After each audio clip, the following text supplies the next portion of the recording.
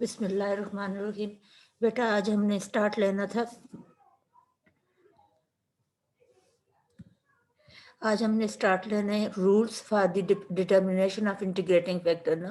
पहले तो हम बाय इंस्पेक्शन मेथड, जो पिछली एक्सरसाइज है इसमें हम खुद ही गेस करते थे, कुछ अपना प्रीवियस नॉलेज चूज करते थे और उन फार्मूलाज की मदद से हम देखते थे कि इसमें इंटीग्रेटिंग फैक्टर क्या होगा। उससे हम इसको थ्रू आउट इक्वेशन को मल्टीप्लाई करके एग्जैक्ट बनाते थे और फिर उस मेथड से सॉल्व करते थे।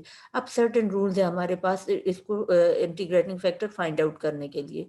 अब उसमें जो रूल्स हैं उनको हम कैसे फाइंड आउट करेंगे, उसमें उस रूल की लिमिटेशंस क्या है, ये आगे चल के हम देखते हैं। नेक्स्ट पेज पे जाते हैं।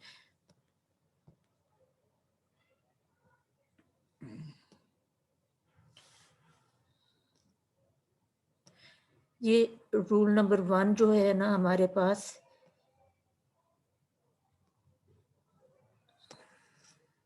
इसको देखते हैं।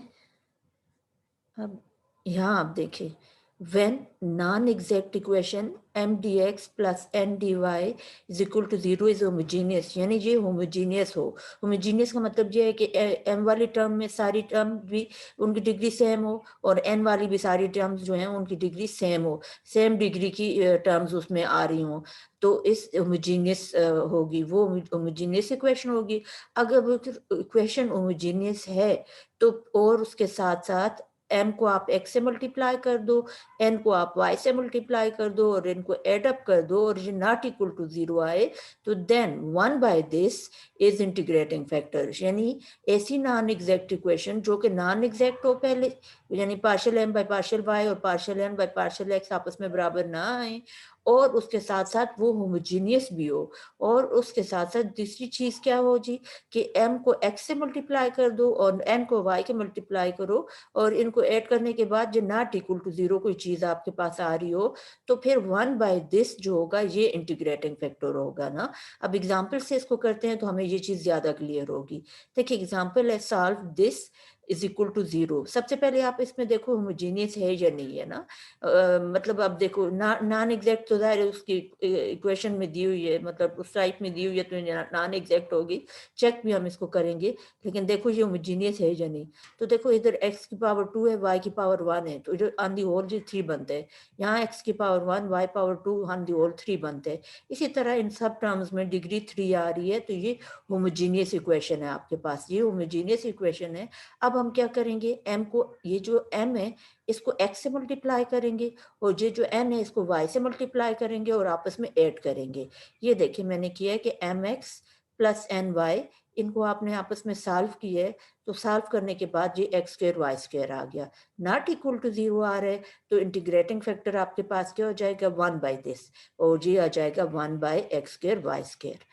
तो ये 1 by x square y square integrating factor है। इस इंटीग्रेटिंग फैक्टर को अब उठा के हमने क्या करने हैं, इक्वेशन नंबर, ये जो इक्वेशन नंबर 1 है इससे मल्टीप्लाई करेंगे। यहाँ भी एक्स के 1 बाई एक्स स्क्वायर मल्टीप्लाई करने का मतलब क्या है, ओरिजिनली हम एक्स स्क्वायर वाई स्क्वायर से थ्रू आउट डिवाइड कर रहे हैं, तो यहाँ इस पे एक्स स्क्वायर वाई स्क्वायर से डिवाइड करेंगे तो क्या होगा, एक्स स्क्वायर कैंसिल हो जाएगा, वाई में से एक वाई स्क्वायर कैंसिल होगा वाई, तो नीचे 1 बाय वाई आ जाएगा।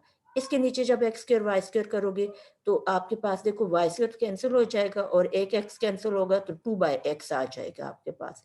यहाँ इसके नीचे आप एक्स स्क्वायर वाई स्क्वायर करोगे तो एक्स स्क्वायर कैंसिल हो जाएगा और एक वाई कैंसिल होगा तो 3 बाय वाई आ जाएगा। और यहाँ x cube by x square y square करोगे तो आपके पास देखो एक ऊपर एक्स क्यूब जो है इसमें से दो एक्स स्क्वायर कैंसिल हो जाएगा, एक्स रह जाएगा और नीचे वाई स्क्वायर आ जाएगा। तो ये देखें आपके पास ये सिचुएशन बन जाएगी, यानी जब आप इंटीग्रेटिंग फैक्टर से मल्टीप्लाई करेंगे यानी एक्स स्क्वायर वाई स्क्वायर से डिवाइड करेंगे तो ये सिचुएशन आ जाएगी। अब ये इक्वेशन है, इसको हमने देखना है कि ये एग्जैक्ट बनी है कि नहीं बनी है। नेगेटिव फैक्टर अगर हमने ठीक निकाला है तो ये एग्जैक्ट बनेगी, और अब हमने इसको उस तरह सॉल्व करना है जिस तरह से एग्जैक्ट डिफरेंशियल इक्वेशन को सॉल्व करते हैं। आगे चलते हैं।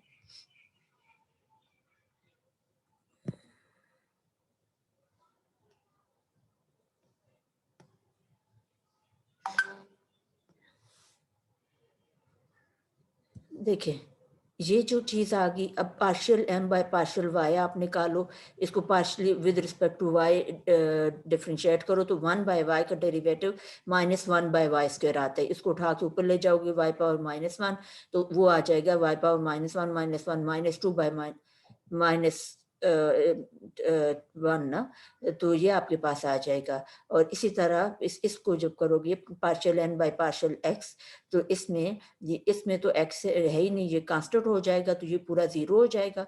और इसको विद रिस्पेक्ट टू x करोगे तो 1 बाय वाई स्क्वायर कांस्टेंट के तौर पे ट्रीट होगा, और x का डेरिवेटिव 1 हो जाएगा तो -1 बाय वाई स्क्वायर आ जाएगा।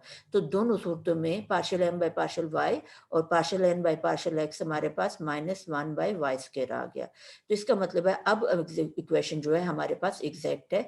अब इसको एग्जैक्ट इक्वेशन के तौर पे सॉल्व करेंगे तो वो क्या होगा, m को with respect to x integrate करेंगे और n में से वो टर्म आप different with respect to y integrate करोगे जिसमें x ना हो, तो वो 3 बाय y है आपके पास। इसमें x मौजूद है, इसको छोड़ देंगे, 3 बाय 5 उठाएंगे तो 3 बाय 5 का इंटीग्रल जब करेंगे वो 3 log ऑफ y हो जाएगा। इधर इनका जब आप इंटीग्रेट करोगे और ओवर x इंटीग्रेट करोगे तो 1 बाय वाई कांस्टेंट है, बाय चला जाएगा, dx का आपके पास x हो जाएगा तो x बाय वाई हो जाएगा। और ये जो 2 बाय एक्स है इसका जब इंटीग्रेट करेंगे ये 2 डी एक्स बाई एक्स का log x हो जाएगा, ये आ गया। अब नेक्स्ट ये देखो, ये x बाय वाई अपनी जगह पे, ये जो है ये कैसे होगा, ये log, ये जो 2 है ये x की पावर में चला जाएगा तो ये आ जाएगा log x क्यूब, यानी ये जो 3 है ये y की पावर में चला जाएगा log y क्यूब। अब फिर log of this minus log of this है, तो 2 log जब माइनस हो रहे हैं तो उनको जब कंबाइन करते हो तो वो आपके पास प्लस वाला ऊपर लिखा जाएगा, माइनस वाला नीचे लिखा जाएगा, तो ये आ जाएगा y cube by x square equal to c. तो ये आपके पास इसका सोल्यूशन आ जाएगा। इसको आप अच्छी तरह से देखें, आपको इंशाल्लाह ये समझ आ जाएगा। फिर भी अगर कोई डिफिकल्टी है तो आप मेरे साथ शेयर करें, ठीक है। रूल 1 हो गया, रूल 2 पे हम जाते हैं। अब रूल 2 क्या है, देखो जी बेटा, ये नीचे लिखा हुआ है, if the non exact equation m d x n d y is of the form. अब देखो इसमें स्पेशल फॉर्म दी गई है, ये फॉर्म होगी तो तब हम ये रूल अप्लाई करेंगे। रूल 1 के लिए क्या है कि एग्जैक्ट हो और फिर m x plus n y को नॉट इक्वल टू 0 होना चाहिए, तो फिर 1 by m x plus n y जो है वो हमारे पास इंटीग्रेटिंग फैक्टर हो जाते हैं ना। लेकिन रूल 2 के लिए क्या है, उसको इस टाइप का होना चाहिए, यानी dx वाली टर्म्स में से y कॉमन आ सकता हो और dy वाली टर्म्स में से x कॉमन आ सकता हो, यानी m वाली टर्म में से y कॉमन आए और n में से x कॉमन आ सकता हो। अगर इस तरह से हो आपके पास m और n, तो फिर उसका इंटीग्रेट और उसके साथ mx माइनस एन वाई, पहले हमने इनको प्लस किया था, अब mx minus n y not equal to 0 हो, then 1 by this is an integrating factor। यहाँ ये है 1 by mx minus ny is an integrating factor। इसको फिर आप देख लें, इसमें पिछले इंटीग्रेट फैक्टर्स पिछला जो रूल था उसमें था होमोजीनियस हो आपके पास और इसके साथ साथ आपके पास क्या हो जी, वो जो फैक्टर था वो नॉट इक्वल टू 0 के बराबर आए तो 1 बाय दिस आप उसको इंटीग्रेटिंग फैक्टर ले लेते थे। इसमें ये है कि m में से y कॉमन आ सकता हो और n में से x कॉमन आ सकता हो, तो तब जाके आप चेक करेंगे m को x से मल्टीप्लाई करेंगे, n को y से मल्टीप्लाई करेंगे और इनका डिफरेंस नॉट इक्वल टू 0 आ रहा हो तो 1 बाय डिफरेंस ऑफ दिस जो होगा वो आपके पास इंटीग्रेटिंग फैक्टर हो जाएगा। इससे रिलेटेड एग्जांपल करते हैं तो ये हमें क्लियर हो जाएगा। हम नेक्स्ट पेज पे चलते हैं। नेक्स्ट पेज पे ये चले गए हम,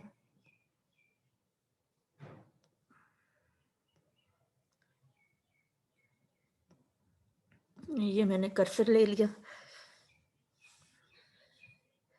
अब देखें यहाँ ये एग्जांपल है, देखें y इंटू दिस, इस सारे में से हमने क्या कॉमन लिया हुआ है y, और इस सारे में से देखिए हमने क्या कॉमन लिया हुआ है x, यानी dx के साथ जो कुछ है m है उसमें से y कॉमन आ सकता है और dy वाले के साथ यानी n में से x कॉमन आ सकते हैं।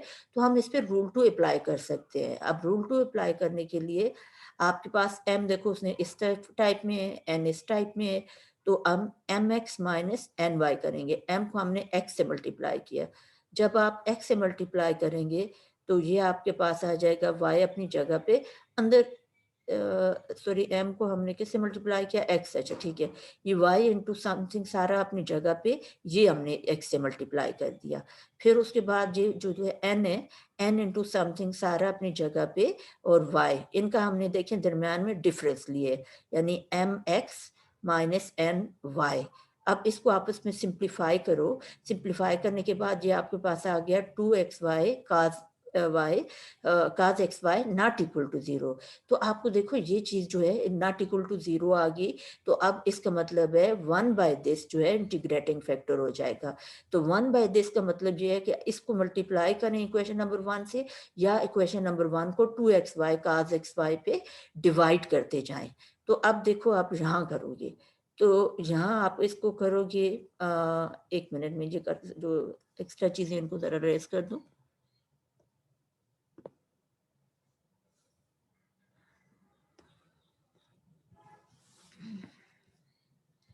यहाँ देखें, यहाँ जब आप अब आपने ये 2xy cos x y से डिवाइड करना है एक्चुअली इक्वेशन को इधर, तो 2xy से जब आप करेंगे तो एक तो ये होगा कि इसमें से x कैंसिल हो जाए, y कैंसिल हो जाएगा, एक minute, multiplying the equation by the integrating factor, यहाँ देखो साइन बाय काज होगा, टेन हो जाएगा, और cos by cos x y by sine x y जब आप करोगे तो वो sorry cos x y by cos x y से डिवाइड करोगे तो वो भी वो कैंसिल होने के बाद आपके पास वन आ जाएगा। इसी तरह यहाँ साइन जिधर है उधर टेन बन जाएगा और काज वाला पोर्शन जो है वो वन बन जाएगा, और डिवाइड आपके साथ में ये जो 2xy है उससे भी कर रहे हो, तो ये सिनारियो आपके पास बन जाएगा। इसको आप एक दफा खुद भी चेक कर लो तो आपको ये सिंप्लीफिकेशन समझ आ जाएगी, ठीक है। एक्चुअली आपने करना क्या है कि 2xy cos xy से इस पूरी इक्वेशन को डिवाइड कर देना है, तो ये इंटीग्रेटिंग फैक्टर का अप्लाई करने का तरीका होता है आपके पास। अच्छा, फिर next R this is equal to, आपने लिख लिया जी इन दोनों को 2 से मल्टीप्लाई कर दिया है, 2 से मल्टीप्लाई करने के बाद और क्या किया है आपने, y से भी मल्टीप्लाई किए। देखें यहाँ आपके पास क्या आ जाएगा, बल्कि ये y था, सॉरी ये y था, इसको अंदर मल्टीप्लाई कर दिए। इसी तरह यहाँ ये x था, इसको अंदर मल्टीप्लाई कर दिए, और ये जो 1/2 था इसको 2 से डिवाइड मल्टीप्लाई कर दिया तो ख़त्म हो जाएगा। तो वो करने के बाद सिंप्लीफाई करने के बाद ये चीज़ आ गई आपके पास, which is exact equation. Since exact कैसे है, partial m by partial y आप करो तो ये आपके पास आ जाएगा। इसको चूंकि विद रिस्पेक्ट टू y आपने करना है ना, तो ये देखो आप y और 10xy इस पे प्रोडक्ट रूल लगेगा। प्रोडक्ट रूल लगा के जब आप इस दोनों को विद रिस्पेक्ट टू y करोगे तो ये आपके पास ये आ जाएगा 10xy अपनी जगह पे y का 1, और फिर y अपनी जगह पे 10 का सीकेंड स्क्वायर एक्स वाई और एक्स वाई का आपके पास आ जाएगा x आ जाएगा।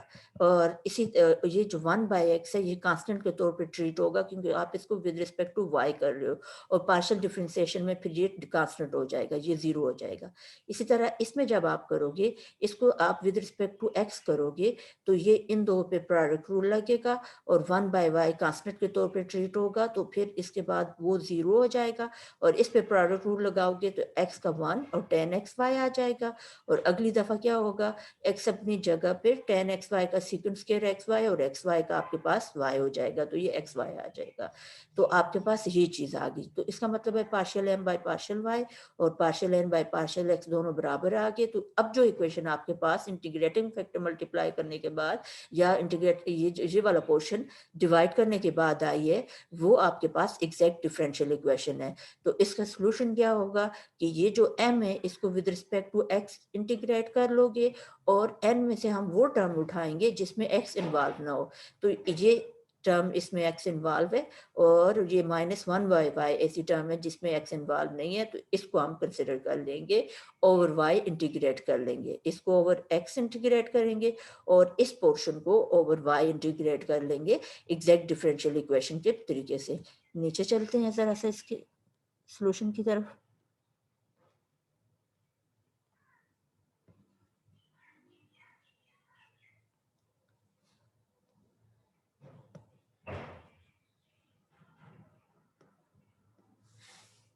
कर्सर ले लिया मैंने, ये देखें, ये देखें, ये एम डी एक्स हो गया और plus term of y not containing x आपके पास आ गया। अच्छा जी, नेक्स्ट स्टेप में क्या होगा आपके पास?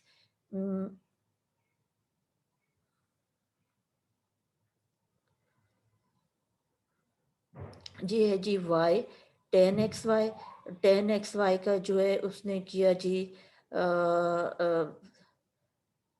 log of secant x y plus log of x minus ये चीज़ आ जाएगी आपके पास log ऑफ वाई, और दिस इज इक्वल टू आपके पास आ जाएगा log of c. log of secant x y आपके पास कैसे आ जाएगा कि ये साइन बाय कास की तरह आप इसको आपको करोगे ना,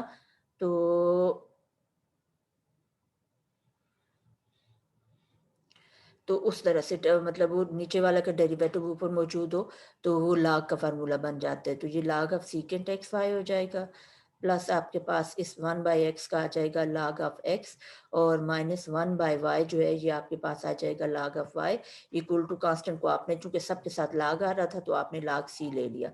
अब आप देखो यहाँ जो है आपके पास यहाँ इसमें ये लाग प्लस है, ये लाग भी प्लस है और ये माइनस है। जो प्लस है वो मल्टीप्लाई हो जाएंगे और जो वो माइनस है डिवाइड में चले जाएंगे जब लाग को आप इकट्ठा लोगे। तो ये आ जाएगा secant x secant x y divided by y is equal to log of c, और ये आ जाएगा x secant x y is equal to c y. तो ये आ जाएगा x is equal to c y cos of x y. तो ये आपके पास इसका सोल्यूशन आ जाएगा। ये रूल नंबर 2 के तहत आपने क्वेश्चन को सॉल्व कर लिया, ठीक है। अब इसके बाद हम चलते हैं रूल नंबर 3 पे। रूल 3 क्या है? For non exact equation m d x plus n d y equal to 0 if 1/n, देखो इधर n आप लेते हो ना तो अंदर आपने m और n लेने, और ये उसी तरह लेने हैं जो आप एग्जैक्टनेस चेक करने के लिए लेते होते थे। Partial m by partial y और partial n by partial x, इन दोनों का डिफरेंस लोगे आप। मतलब जाहिर है ये आपस में इक्वल नहीं आ रहे ना, तो इनका कुछ ना कुछ डिफरेंस आएगा। इक्वल होते तो इनका डिफरेंस 0 हो जाता है, मतलब जाहिर बात है डिफरेंस 0 के बराबर आएगा। नॉन एग्जैक्ट इक्वेशन है तो इनका कुछ ना कुछ डिफरेंस होगा। तो इसको अगर 1/n से मल्टीप्लाई करो और इस फंक्शन ऑफ x एलोन आए तो then we say that integrating factor क्या होगा? e पावर दैट फंक्शन का integral, e power integral of function of x dx, जो इस तरह से सॉल्व करने के बाद आपको मिलेगा। यानी जहां रूल नंबर 1 अप्लाई ना हो सकता हो, रूल नंबर 2 अप्लाई ना सकता हो, यानी इक्वेशन होमोजीनियस भी नहीं है, और उसमें से आप वो y और मतलब उस टाइप में भी नहीं लिख सकते कि पहले m में से y कॉमन लें और n में से x कॉमन लें, तो फिर आप रूल 3 को अप्लाई करने की कोशिश करोगे। यानी ये जो आपके पास वो जो आया था ना, आप एग्जैक्टनेस चेक करते वक्त partial m by partial y और partial n by partial x, उन दोनों का डिफरेंस लो, और m पहले अगर आप m लिखते हो तो इधर 1/n लिखोगे। तो अगर ये फंक्शन ऑफ x लोन आ जाता है तो इंटीग्रेटिंग फैक्टर क्या हो जाएगा? e power integral of f of x dx। तो इस तरह के इंटीग्रेटिंग फैक्टर से फिर आप अपने क्वेश्चन को सॉल्व कर लोगे। अब इसके रिलेटेड एक क्वेश्चन कर लेते हैं। नेक्स्ट पेज पे चलते हैं।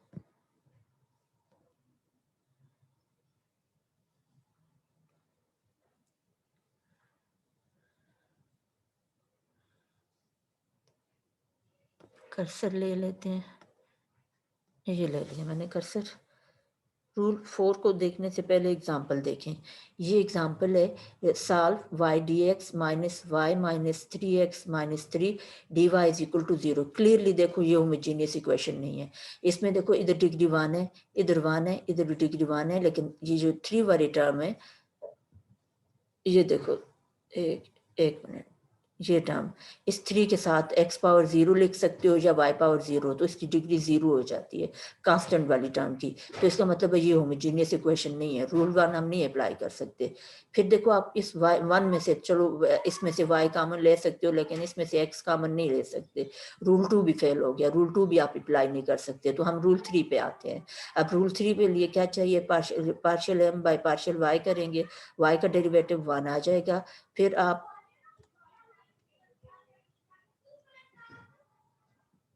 फिर आपने क्या करना है, देखिए यहाँ partial n by partial x, partial n by partial x जब करोगे 3 का 0 हो जाएगा, y का 0 हो जाएगा और 3x का 3 आ जाएगा।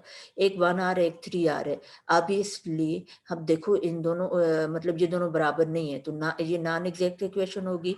तो अब रूल 3 लगाते हैं। रूल 3 क्या था, 1/n और इन दोनों का डिफरेंस, इन दोनों का डिफरेंस मैं करती हूँ ना, तो इन दोनों का डिफरेंस आएगा 1 माइनस 1 - 3 करोगे तो ये आ जाएगा -2 और 1/n जो है ये है सारा कुछ।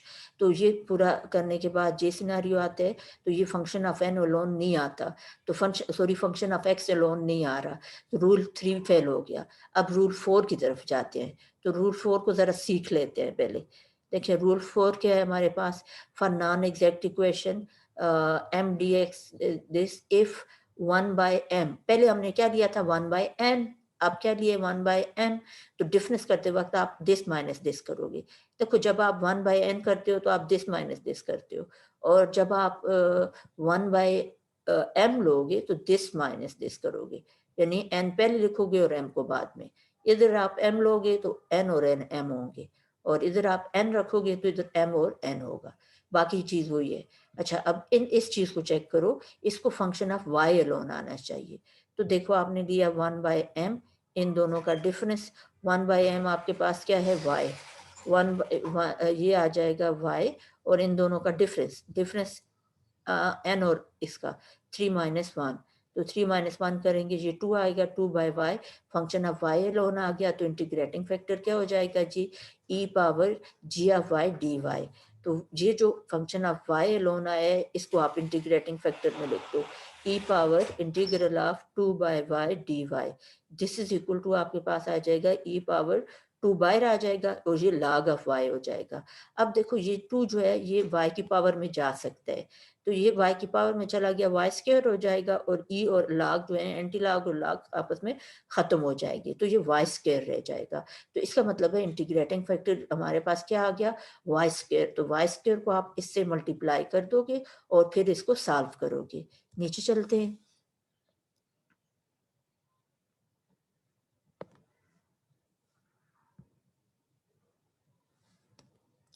कर्सर ले लेती हूँ ये। अब देखो ये हमारे पास आया था वाई स्क्र, गिवन इक्वेशन जो थी इक्वेशन नंबर 1 उसको मैंने वाई स्क्र से मल्टीप्लाई किया, तो ये सिनारियो आ गया, ठीक है। अब इसमें आप partial m by partial y करोगे तो आएगा 3y², और partial n by partial x करोगे तो ये y² वाला टर्म जो है ये 0 हो जाएगी कांस्टेंट की वजह से, y³ वाली टर्म भी 0 हो जाएगी कांस्टेंट की तरफ से, और इसको विद रिस्पेक्ट टू x जब करोगे तो x का 1 आ जाएगा, ये 3y² रह जाएगा, तो दोनों सेम आ गए। इसका मतलब है अब इक्वेशन एग्जैक्ट है, तो एग्जैक्ट वाले तरीके से आप इसको सॉल्व करोगे। अब एग्जैक्ट वाले तरीके से सॉल्व करोगे तो m को इंटीग्रेट करोगे ओवर x, ये m है, इसको ओवर x जब इंटीग्रेट करोगे तो y³ कांस्टेंट है, और dx का इंटीग्रल क्या आ जाएगा, x आ जाएगा, और फिर n में से हमने वो टर्म्स उठानी है जिसमें x इन्वॉल्व ना हो, तो एक 3y² है और एक मेरे पास -y³ है, इसको ओवर y इंटीग्रेट करो तो ये आएगा 3y³/3, और यहाँ -y³ को जब करोगे y4/4 आ जाएगा, ये चीज आ जाएगी।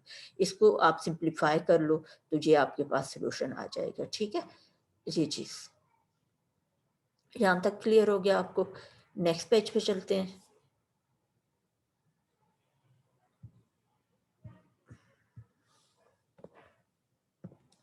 नेक्स्ट पेज पे आपकी एक्सरसाइज आ गई। एक्सरसाइज के बाद मैंने कुछ, हाँ ये क्वेश्चन है, ठहरे, इन क्वेश्चंस को मेरे ख्याल से आप खुद देखें, इन क्वेश्चंस को देखें, अगर नहीं समझ आती तो मुझे बताएं, फिर इसका भी मैं लेक्चर रिकॉर्ड करके आपको सेंड कर दूंगी, ठीक है। अल्लाह हाफिज।